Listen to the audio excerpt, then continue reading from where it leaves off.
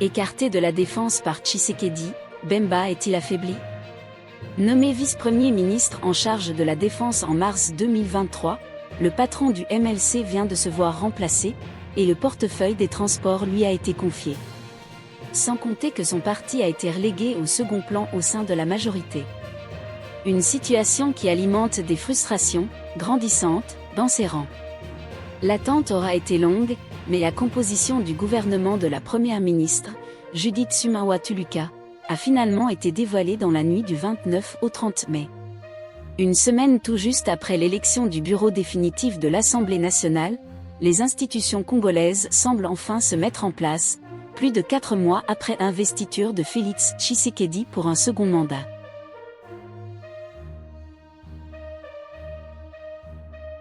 En RDC, Daniel Mukoko Samba, un technocrate discret à la tête de l'économie.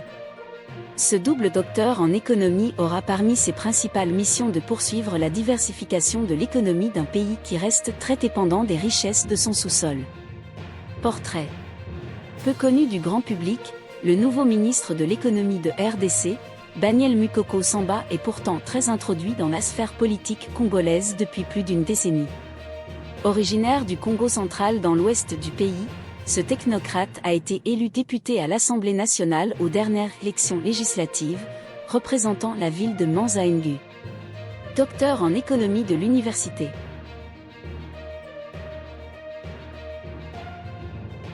Des bombes lancées par le F-23 font au moins 4 morts près de Saké. 4 civils, qui se rendaient au champ à Lutobogo près de Saké dans la province du Nord Kivu, ont été blessés vendredi 31 mai, à la suite des bombes larguées par les rebelles du F-23. C'est ce que rapportent les sources locales, qui notent que la situation reste extrêmement volatile autour de la cité de Saké mais aussi dans le groupement de Kanyabayonga. La journée de jeudi 30 mai, ces zones ont été le théâtre d'affrontements ayant opposé l'armée congolaise et ses alliés aux rebelles du F-23.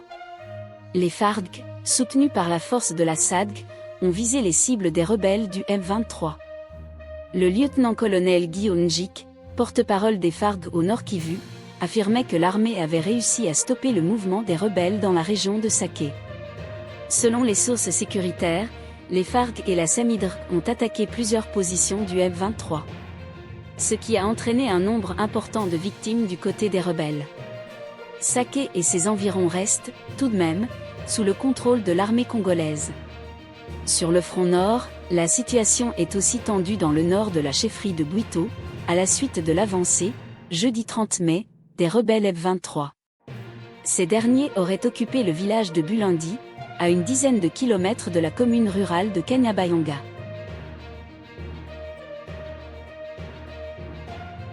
Les déplacés du Nord Kivu plaident pour la récupération des cités occupées par le M23. Les déplacés de guerre venus de territoires du Nord Kivu demandent au nouveau gouvernement de la RDC de reconquérir les localités, cités et villes occupées par les rebelles du M23, afin de faciliter leur retour dans leur milieu d'origine. D'après Organisation Action pour la protection civile et le développement, APROCID, ces milliers de personnes traversent des moments extrêmement difficiles, depuis 2 ou 3 ans pour certains. Le gouvernement Suminwa devrait tout faire pour atténuer leurs souffrances et récupérer les entités occupées afin que ces derniers puissent rentrer, recommande Innocent Tuizab, directeur de l'APROCID.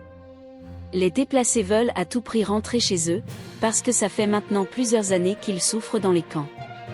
Dans ces camps de Kanyaruchinya, de Bulango et ailleurs, les déplacés mènent une vie très difficile avec beaucoup de problèmes. Cela fait au moins 2 ans et plus que Rutshuru et Masisi sont occupés par le M23 et cela occasionne beaucoup d'exactions. Les gens sont assassinés, ajoute-t-il. Innocent Tuizab plaide pour le retour de la paix pour que les déplacés regagnent leur village. Selon les récents rapports d'OCHA, le Nord Kivu compte actuellement environ 2,67 millions de déplacés.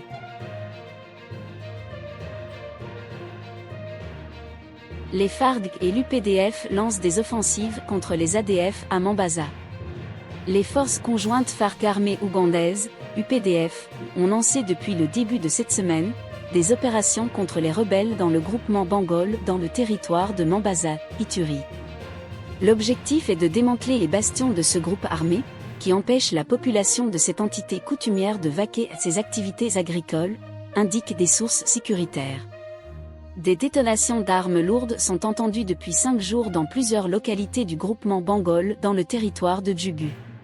Ces opérations se déroulent dans la profondeur de la forêt de cette entité, où ces rebelles ont installé leurs bastions à partir desquels ils planifient des attaques contre la population, indiquent des sources locales.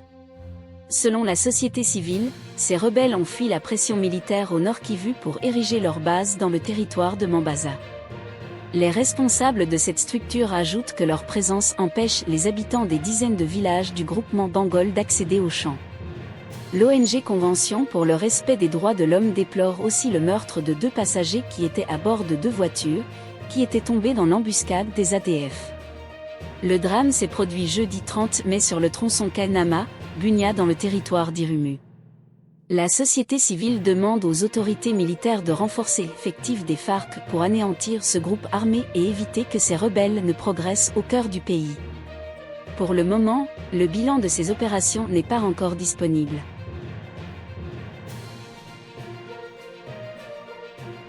Bunia, arrestation de Giles Kanda Odu, homme d'affaires et président du parti CFC. Les services de sécurité de Bunia, Ituri, ont arrêté, mercredi 29 mai, Giles Kanda Odu, un influent opérateur économique et président national du parti politique Convention fédérale du Congo, CFC, membre de l'Union sacrée de la nation. Des sources locales indiquent qu'il a d'abord été placé en résidence surveillée avant d'être transféré à Kinshasa. Jusqu'à son transfèrement vers la capitale, aucune source officielle n'a précisé les motifs de l'arrestation de M. Kanda Odu, ce qui a provoqué une vive inquiétude parmi les militants de son parti politique. Le directoire du CFC a appelé ses militants au calme en attendant l'issue de cette affaire. Selon des témoins, lundi dernier, la résidence de James Kanda a été assiégée par des militaires de la garde républicaine, qui ont informé de son arrestation sans préciser les raisons ni l'origine de l'ordre. Ils étaient tous armés, a rapporté Emmanuel Onvibo, un cadre du CFC. Après 48 heures en résidence surveillée, James Kanda Odu a été transféré à Kinshasa à bord d'un avion commercial, accompagné d'un agent de sécurité. Toutes les sources contactées disent ignorer les charges exactes retenues contre cet homme d'affaires prospère de l'Ituri. Cependant, certaines indiscrétions suggèrent qu'il serait impliqué dans les dossiers de fraude douanière. D'autres sources affirment qu'il pourrait être en connivence avec des groupes armés, des allégations fermement rejetées par Emmanuel Onvibo, secrétaire adjoint en charge de la Ligue des jeunes du CFC. Giles Kanda est un opérateur économique qui investit depuis des années dans plusieurs secteurs, notamment le pétrole, l'immobilier et la réhabilitation des routes.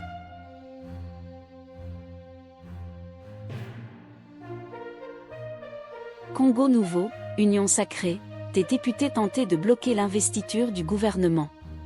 2 jours après la sortie du gouvernement Sumawa, la presse parue à Kinshasa a les yeux rivés sur l'Assemblée nationale, appelée à investir la nouvelle équipe, sur fond de fronde menée par certains députés de la majorité.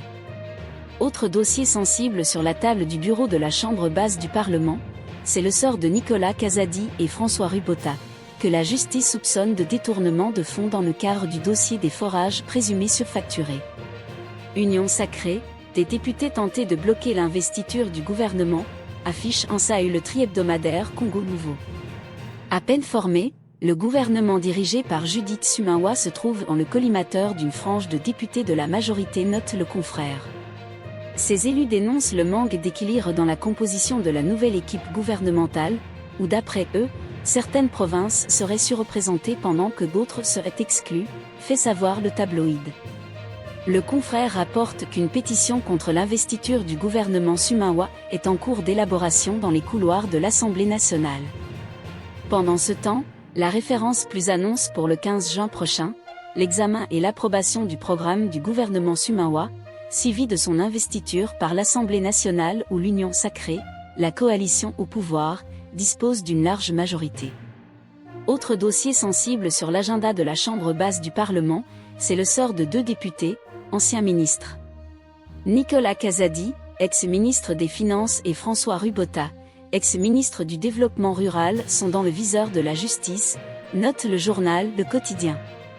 La justice qui demande au Parlement l'autorisation de lancer des poursuites contre ces deux personnalités, soupçonnées d'avoir détourné des dizaines de millions de dollars de fonds publics en surfacturant le coût de forage, fait savoir le confrère. Mercredi, Vital Kamerhe, président de l'Assemblée nationale, a mis en place une commission qui va devoir trancher si oui ou non la justice peut lancer des poursuites contre ces deux personnalités politiques. Sur un autre registre, le journal Le Phare s'intéresse à la situation sécuritaire toujours volatile en la province du Nord Kivu, dans l'est du pays. Saké, la coalition RDF, M23 stoppée par les FARDC, titre le quotidien quinois. Le M23, soutenu par l'armée rwandaise, a déclenché les hostilités hier jeudi 30 mai, dès les premières heures de la matinée, fait savoir le confrère. Le groupe rebelle a attaqué à la fois des positions des FARDC et des cibles civiles, dans le but de s'emparer de la cité de Saké, une localité stratégique située à une vingtaine de kilomètres à l'ouest de Goma, rapporte le Phare. Malgré les bombardements répétés, les éléments de l'armée congolaise ont résisté fermement, soutenus par les troupes de la SAC, fait savoir le tabloïd.